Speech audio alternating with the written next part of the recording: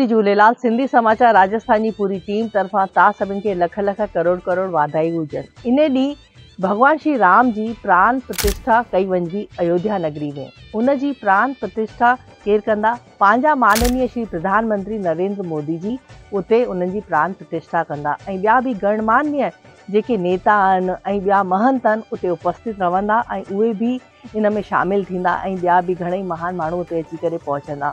त इन ॾींहुं पाण बि पंहिंजे घर में दीप प्रज्वलित करूं ऐं पंहिंजी जेकी दुकानुनि जे ॿाहिरि बि दीप प्रज्वलित करूं।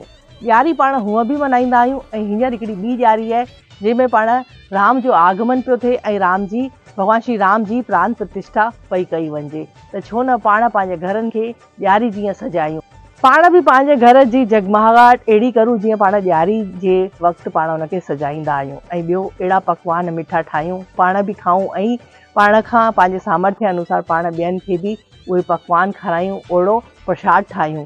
छोकी इन ॾींहुं भगवान श्री राम अची करे अयोध्या नगरी में जीअं जगमगाहट रहंदी ईअं पंहिंजे घर में बि जगमगाहट रहे।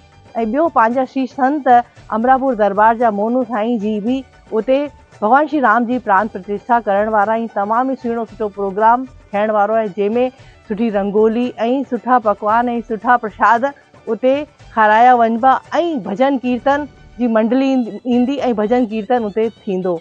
त पंहिंजा संत शिरोमणी जेके मोनू साईं महाराज आहिनि उन्हनि बि चयो आहे कि घणी संख्या में अची करे पाण हिते भजन कीर्तन कंदासीं। त इन ॾींहुं पाण पंहिंजे घर ऐं पंहिंजे घर में ऐं मंदिरनि खे सभिनि खे सजायो वञिबो ऐं पाण पंहिंजे घर दीप प्रज्वलित करूं। त अचो इन ॾींहुं 22 जनवरी भगवान श्री राम लला जो पाण स्वागत करूं। तव्हां सभिनि खे लख लख करोड़ करोड़ वाधाई हुजनि। सिंधी समाचार राजस्थान जी पूरी टीम तरफ़ां जय श्री झूलेलाल।